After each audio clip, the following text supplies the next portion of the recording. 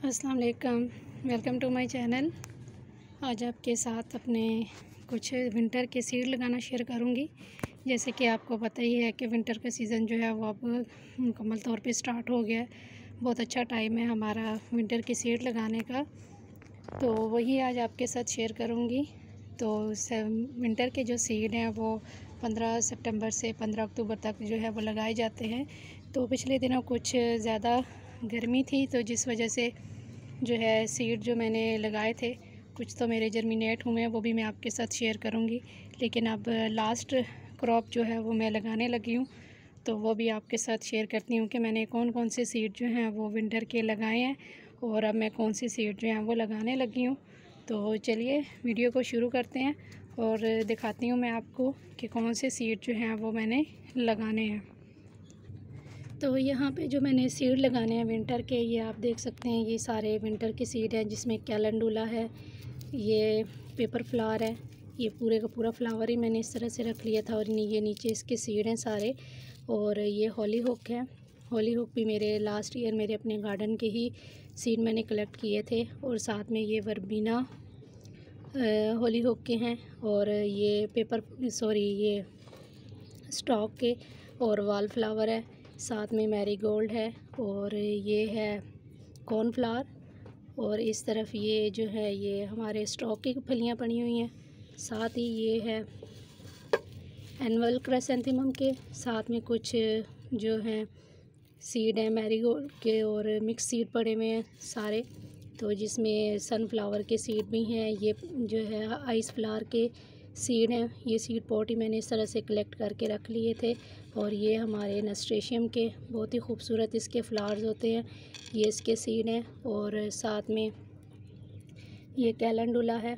तो इस तरह के ये सारे सीड मैंने इस तरह से निकाल लिए हैं। तो इनको अब मैं लगाऊंगी।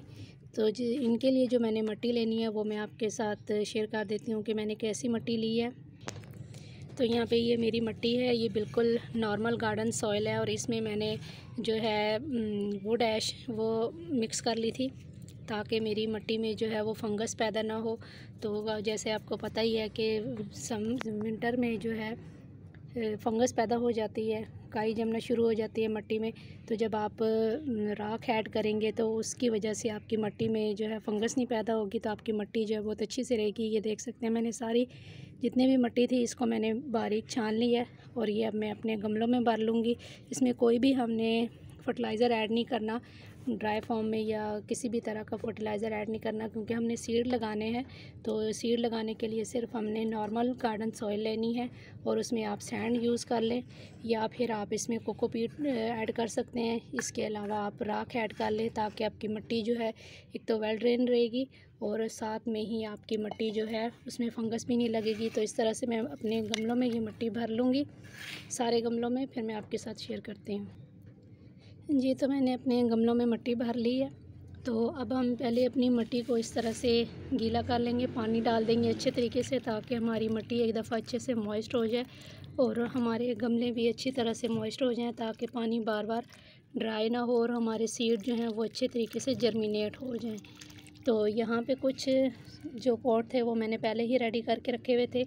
तो जब तक ये हमारी मिट्टी जो है वो मॉइस्ट होती है, तब तक मैं आपको दिखाती हूँ कि मैंने जो सीड पहले लगाए हैं वो मेरे सीड जो हैं वो किस तरह से प्लांट जो हैं वो जर्मिनेट हुए हैं, सीड और प्लांट बने हैं।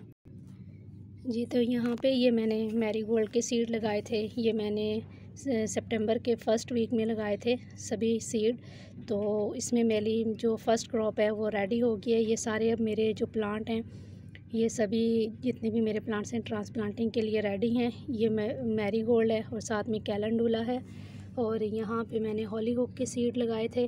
तो आप देख सकते हैं ये जो मेरे प्लांट है ये भी अब ट्रांसप्लांटिंग के लिए बिल्कुल रेडी हैं। ये मेरी जो थी ये मेरी फ़र्स्ट क्रॉप है। तो जो मैंने सेकंड क्रॉप लगाई है वो भी मैं आपके साथ शेयर कर देती हूँ, अभी कुछ दिन पहले ही मैंने लगाई थी। जी, तो यहाँ पे ये मैंने सेकंड क्रॉप लगाई है अपने जितने भी विंटर के सीड हैं। आप देख सकते हैं कि कितने अच्छे से जर्मिनेट हुए हैं सभी सीड्स। 100% मेरा जर्मिनेशन रेट रहा है सीड का। तो यहाँ पे ये मैंने कॉर्नफ्लावर के सीड लगाए हैं, ये एनुअल क्राइसैंथेमम के हैं। यहाँ पे कुछ मैंने वेजिटेबल लगाई हैं, ये फूल गोभी के सीड मैंने लगाए थे यहाँ पे। ये मैरीगोल्ड है, और यहाँ पे ये विंटर के मिक्स सीड हैं, और ये हॉलीहॉक के हैं, और यहाँ पे भी कुछ ये पेपर फ्लावर के सीड हैं, और यहाँ पे कैलेंडुला है।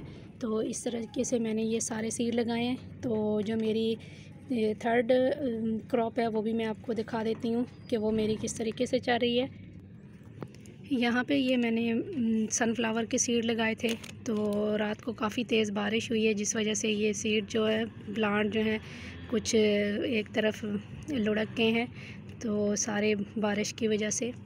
तो इस तरह से ये मेरे प्लांट जो हैं वो अच्छे से बन गए। अब इनको ट्रांसप्लांट करूँगी मैं। कुछ वेजिटेबल्स के सीड भी मैंने लगाए थे। तो यहाँ पे ये देखिए, ये टमाटर के सीड मैंने लगाए थे, और साथ ही ब्रिंजल के सीड हैं। तो ये मेरी फ्रेंड की तरफ से मुझे गिफ्ट आए थे सीड, तो ये मैंने लगाए हैं। तो ये भी अब माशाल्लाह बहुत अच्छे से चल रहे हैं, और इनको अब ट्रांसप्लांटिंग की ज़रूरत है। तो यहाँ पे ये देखिए, ये मेरे मैरीगोल्ड के लगे हुए सीड थे जो बहुत अच्छे से जर्मिनेट हुए हैं, और यहाँ पे ये सारे मिक्स थे। इसी में मॉर्निंग ग्लोरी के कुछ सीड थे, वो भी निकल आए हैं। तो ये सारे जितने भी हैं, ये सलोशिया के सीड भी थे साथ ही, और पेपर फ्लावर है, कॉर्न फ्लावर है, और स्टॉक है, मिक्स सारे सीड लगे हुए हैं। और यहाँ पे भी ये सारे विंटर के ही मिक्स सीड लगे हुए हैं। अभी कुछ हैं वो जर्मिनेट हो रहे हैं, और कुछ जो है प्लांट बन गया है। तो चलिए अब चलते हैं, जो हमने लास्ट क्रॉप लगानी है वो आपके साथ मैं शेयर कर देती हूँ। तो यहाँ पे हमारे जितना भी गमलों में पानी था वो मिट्टी ने सोख कर लिया है। तो सबसे पहले अब हम लगाएंगे यहाँ पे कैलेंडुला के सीड। इस तरह से आपने जो है वो बखेर देने हैं, और ऊपर से आपने मिट्टी डाल देनी है। अगर आप के पास कोकोपीट है तो वो आप कोकोपीट डाल सकते हैं।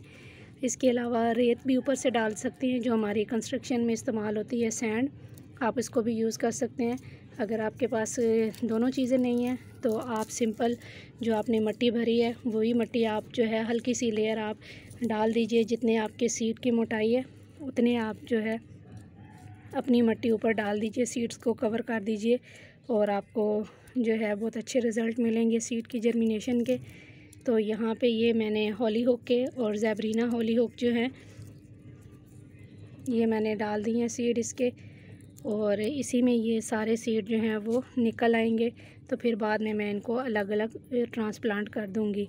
तो नेक्स्ट है यहाँ पे पेपर फ्लावर के भी मैं इसी तरह से बखेर दूँगी, और ये इस तरह से नीचे इसके सीड जितने भी हैं ये निकल आएंगे। तो इनको इस तरह से लगाने के बाद ऊपर से आपने हल्की सी लेयर दे देनी है मिट्टी की, कोकोपीट की, या आपके पास सैंड है तो आप इसकी जो है वो हल्की सी लेयर दे दीजिए, और आपके सीड जो हैं वो बहुत अच्छे से जर्मिनेट हो जाएंगे। और ऊपर से आपने इस तरह से ये देखिए, आपने हल्की सी लेयर दे देनी है, और ये सारे सीड में जो है आप लगा के फिर मैं आपके साथ शेयर करती हूँ। जी, तो ये मेरे सारे सीड जो हैं वो लग के रेडी हैं। तो अब हम इनको हल्के हाथ से शावर कर देंगे, ताकि हमारे सीड जो हैं वो अपनी जगह से हिले ना, और अच्छे से एक दफ़ा इनको हमने शावर कर देना है, और मिट्टी को हमने बिल्कुल अच्छे तरीके से मॉइस्ट कर देना है। और इसके बाद हमने इनको ऐसी जगह पे रखना है जहाँ पे मॉर्निंग की सिर्फ आधे घंटे इनको जो है वो डायरेक्ट सनलाइट मिले। उसके बाद इनको सारा दिन जो है वो शेडी प्लेस में रहना है। जब आपके प्लांट जो हैं वो 4 से 5 इंच के हो जाए तब आप इनको ट्रांसप्लांट कर दीजिए, और आपके जो प्लांट हैं वो बहुत अच्छे से विंटर की जो सैपलिंग है वो तैयार हो जाएगी। तो उम्मीद है कि आज की वीडियो आपको पसंद आई होगी और आपके लिए हेल्पफुल रही होगी। तो फिर मिलेंगे किसी और नए वीडियो के साथ, किसी और नए टॉपिक के साथ। तब तक के लिए अल्लाह हाफिज़।